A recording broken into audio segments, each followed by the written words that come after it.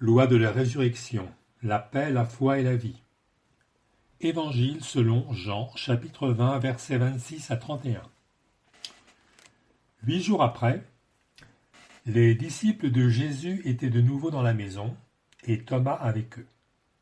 Jésus vint, les portes étant fermées, et debout au milieu d'eux, il leur dit : « Que la paix soit avec vous. » Puis il dit à Thomas : « Avance ici ton doigt.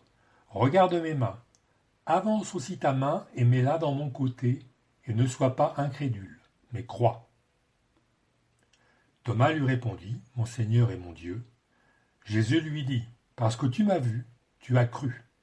Heureux ceux qui n'ont pas vu et qui ont cru. » Jésus a fait encore, en présence de ses disciples, beaucoup d'autres miracles qui ne sont pas écrits dans ce livre.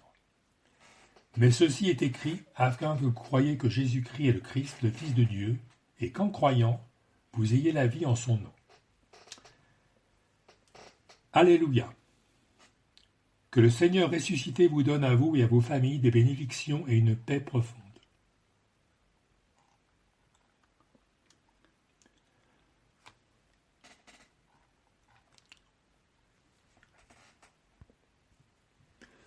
Le théologien Wesley Murray dit : « La résurrection est un acte créatif comparable au premier miracle, la création.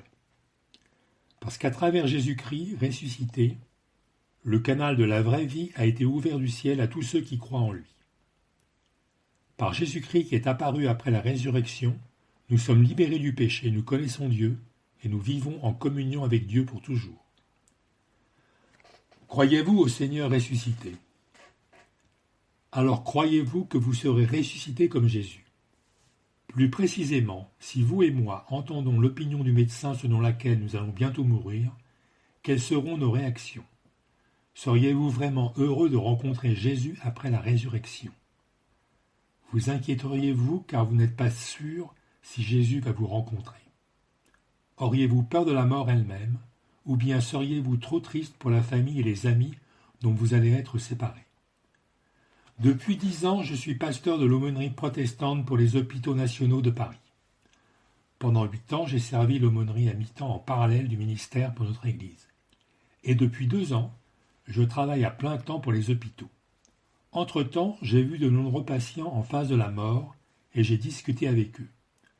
Dans mon expérience, très peu de patients sur le point de mourir avaient confessé leur dernier moment de vie avec joie et grâce à la pensée de rencontrer Dieu après la résurrection. Face à la mort, la plupart des gens ont peur, sont anxieux et pleins de ressentiment, parce que la mort est un événement effrayant que personne parmi nous n'a vécu. Jésus aussi, devant la mort qui lui approche, il prie : « Père, si tu le veux, éloigne de moi cette coupe. Toutefois, que ce ne soit pas ma volonté, mais la tienne qui soit faite. » Évangile selon Luc, chapitre 2, verset 42. Le poids de la mort l'accable à ce point-là. Si tel est le cas, quelle est la signification de la résurrection par laquelle Jésus a vaincu le poids de la mort, de toutes sortes de tourments et de souffrances ? Qu'est-ce que nous représente la résurrection de Jésus ? Et quel est le message de Jésus ressuscité au sujet de la mort à laquelle nous serons confrontés un jour ? J'espère que votre compréhension et votre espoir pour la résurrection s'enrichissent en méditant le texte d'aujourd'hui. La crucifixion du Seigneur a accompli la volonté de Dieu par laquelle les pécheurs doivent mourir. Elle met ainsi fin à la malédiction de Dieu sur les humains. Son corps est mort, en vrai. La raison pour laquelle l'apôtre Jean a décrit l'événement de résurrection de Jésus dans son évangile, plus en détail que dans d'autres évangiles synoptiques, c'est que la philosophie à cette époque ignorait le corps humain et tombait dans le gnosticisme, une idée d'une spiritualité dépassée. Ils ont négligé l'importance du corps, considérant qu'il n'y a que l'âme qui est importante. Mais Jésus est mort dans le corps et il est ressuscité dans ce corps. Le premier mot du Christ ressuscité quand il est apparu à ses disciples était « la paix ». Au verset 26. 8 jours après, les disciples de Jésus étaient de nouveau dans la maison, et Thomas avec eux. Jésus vint, les portes étant fermées, et debout au milieu d'eux, il leur dit : Que la paix soit avec vous. » Après la résurrection et la discussion avec Marie-Madeleine du verset 19, Jésus apparut à ses disciples pour la première fois en disant « La paix soit avec vous ». Après avoir rencontré Jésus, les disciples ont confié leur vie à lui. Jésus était leur vie, mais il a subi une mort terrible à la Pâque. En l'absence du Seigneur qui n'était plus avec eux, le choc des disciples qui ont vu la mort de Jésus juste sous leurs yeux les a rendus de plus en plus remplis de peur, de doute et de misère de la mort. De peur que des Juifs viennent bientôt les attraper pour les tuer sur la croix comme Jésus, ils étaient rassemblés avec la porte bien verrouillée. Dans cette situation, les paroles de Pierre, selon lesquelles le tombeau étant vide, ou les paroles de Marie-Madeleine sur la rencontre avec le Seigneur ne parvenaient pas à leurs oreilles. À ce moment-là, leur croyance en ce que Jésus a dit ne fonctionne pas du tout. Ce n'est pas que la foi est perdue, mais qu'elle est figée et inopérante. En connaissant toutes les situations et tous les cœurs de ces gens qui ont peur d'être arrêtés et tués, Jésus ne blâme pas ses disciples. Il leur dit simplement « Que la paix soit avec vous ». Après cela, une semaine plus tard, il est revenu vers eux, comme dans le texte d'aujourd'hui, et il dit encore une fois « Que la paix soit avec vous ». Le mot « shalom », qui veut dire la paix, s'utilise comme une salutation quotidienne depuis l'époque de l'Ancien Testament entre les Juifs vivant en Palestine, et ce mot est largement utilisé encore aujourd'hui. Cependant, après la résurrection de Jésus, quand il vint vers ses disciples et dit « Shalom », ce mot change complètement le sens de tous les jours. Tous les prophètes de l'Ancien Testament disaient le mot « Shalom » en souhaitant la bénédiction par la venue du royaume de Dieu et de Messie, par lequel le salut du monde s'accomplit pleinement sur la terre. Par conséquent, le Shalom de « Que la paix soit avec vous », prononcé par Jésus le soir de sa résurrection, est un Shalom complet, dans lequel les paroles de l'Ancien Testament se sont pleinement accomplies. Par cette phrase du « Que la paix soit avec vous », le Seigneur nous donne la paix. Ce n'est pas une paix que nous faisons en nous-mêmes par nous-mêmes, mais que nous recevons d'extérieur, de l'extérieur, car elle vient du ciel. Cette paix est due à la réconciliation avec Dieu à travers l'agneau immolé en le sacrifice de communion et à Jésus-Christ ressuscité qui nous redonne l'apaisement de la vie. C'est pour cela que Paul utilise toujours la paix, shalom, avec le mot grâce dans ses épîtres. C'était aussi la salutation des Pâques dans les églises primitives pendant longtemps. Les disciples devaient avoir une immense joie quand ils ont vu Jésus qui montre ses mains et son côté en disant « Shalom ». Parce que Jésus, qu'ils ont cru mort, est revenu à la vie et était de nouveau avec eux. Leur peur, leur angoisse sont remplacées par la paix de Jésus ressuscité qui se tenait devant eux. La condition pour avoir la paix et le calme, dans lequel la mort, la douleur et la peur disparaissent, c'est le fait que Jésus soit avec nous. C'est cela que Jésus voulait montrer à ses disciples en premier après sa résurrection. Jésus est de nouveau vivant. Jésus est ressuscité des morts et nous a donné la paix et l'esprit. Il est toujours vivant et toujours avec nous sur la terre. Même après la mort sur cette terre, nous serons ressuscités comme Jésus, gagnerons la paix du ciel et vivrons avec Jésus pour toujours. C'est grâce à Jésus-Christ ressuscité. Deuxièmement, pour mieux comprendre la résurrection de Jésus, nous réfléchissons à la foi de Thomas. Voici les versets 27 à 29. Puis il dit à Thomas, « Avance ici ton doigt, regarde mes mains, avance aussi ta main et mets-la dans mon côté, et ne sois pas incrédule, mais crois. » Thomas lui répondit, « Mon Seigneur et mon Dieu. » Jésus lui dit, « Parce que tu m'as vu, tu m'as cru. Heureux ceux qui n'ont pas vu et qui ont cru. » L'homme est un roi piégé dans son monde. On appelle cela le narcissisme en psychologie. Tout le monde a un côté narcisse. Lorsqu'un fait nouveau brise son propre monde, on a tendance à le rejeter, qu'il soit vrai ou non. Thomas pensait que le Seigneur est mort, et maintenant tout ce qui lui est lié est fini. Il n'a donc pas pu accepter ce que les autres disciples ont dit, « J'ai vu le Seigneur ». Il reste un dans son monde. C'est pourquoi nous l'appelons Thomas l'incrédule. Cependant Thomas, qui niait le plus fermement la résurrection du Seigneur, fait aujourd'hui la plus grande confession de foi devant Jésus ressuscité, mon Seigneur et mon Dieu. En utilisant le pronom personnel mon, il confesse à Jésus ressuscité qu'il lui appartient en tant que serviteur obéissant et va au niveau de la reconnaissance exacte de la réalité de Jésus. La confession de Thomas est utilisée comme un passage très important dans la doctrine de la Christologie. Il est donc vrai que Thomas n'était pas seulement un disciple méfiant et étroit confiné à son propre monde.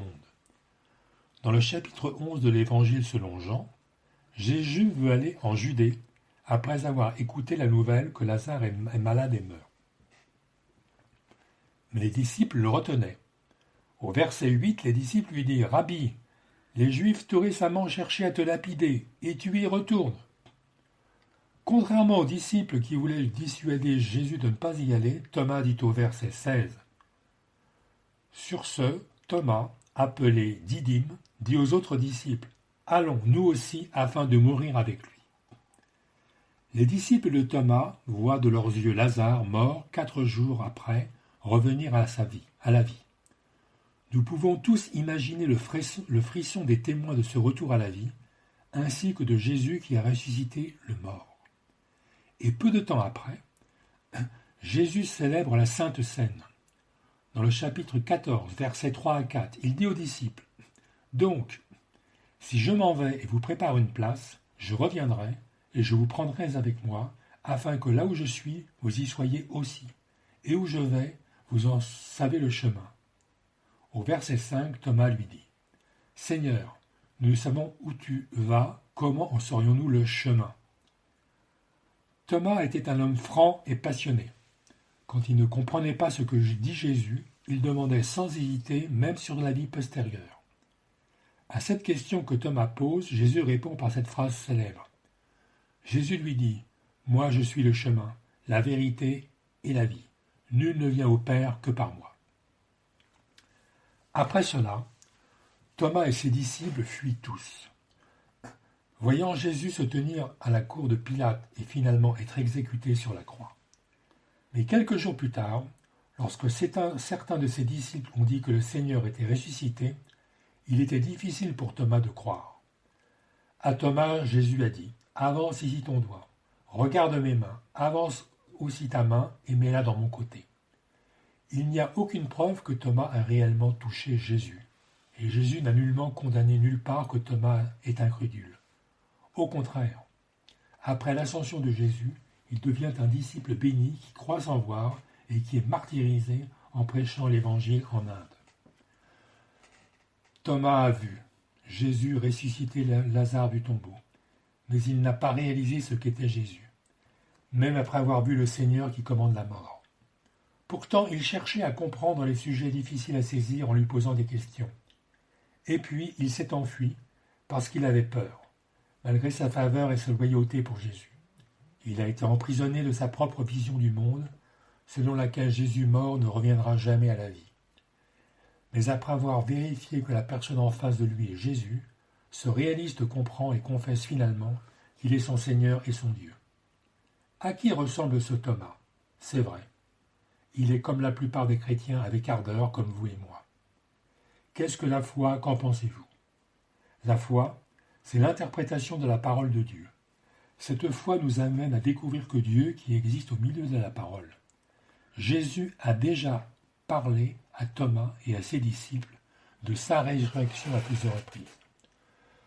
Quand il dit « Avance ici ton doigt, regarde mes mains, avance aussi ta main et mets-la dans mon côté, et ne sois pas incrédule, mais crois. » Il demande à Thomas de vérifier et de regarder lui-même si c'est vrai afin d'approcher la distance entre la parole de Jésus et la foi de Thomas. Le Seigneur fortifie Thomas par cette confirmation pour qu'il ne soit plus ébranlé par ses doutes, et il scelle sa foi. En méditant sur la parole de Dieu, nous ressentons le contact étonnant de Dieu. Ce toucher étonnant était réel à Thomas. Mais même si nous ne l'avons pas réellement vu, si nous le sentons et le touchons par notre interprétation dans la foi avec l'aide du Saint-Esprit, la parole du Heureux ceux qui n'ont pas vu et qui ont cru se réalisent pour nous. Croire sans voir ne veut pas dire une foi aveugle. Si tout ce que Dieu nous demande était une foi aveugle, il ne nous aurait pas donné la vaste révélation de 66 volumes de la Bible, et il n'y aurait eu aucune raison pour que Jésus vienne sur cette terre pour se montrer en personne. Nous ne croyons pas parce que nous avons vu, mais quand nous croyons la parole de la promesse de Dieu, une vraie foi nous fait transcender toutes les peurs et tous les doutes et communiquer avec Dieu. Frères et sœurs, où s'arrête l'interprétation de nos croyances? Nous devons examiner s'il n'y a pas un grand écart entre notre foi et la parole même, si nous disons que nous croyons à la mort et à la résurrection de Jésus, et nous méditons sur la parole. C'est pour cela que l'histoire de cette rencontre entre trois mâles réalistes et Jésus ressuscité est de grande implication pour nous de réfléchir à notre propre croyance en la résurrection. Top. Enfin, nous regardons les versets 30 et 31 du texte d'aujourd'hui. Jésus a fait encore, en présence de ses disciples, beaucoup d'autres miracles qui ne sont pas écrits dans ce livre, mais ceci est écrit afin que vous croyiez que Jésus-Christ est le Christ, le Fils de Dieu, et qu'en croyant vous ayez la vie en son nom. L'apôtre Jean nous parle du but pour lequel il a écrit l'Évangile, selon lui.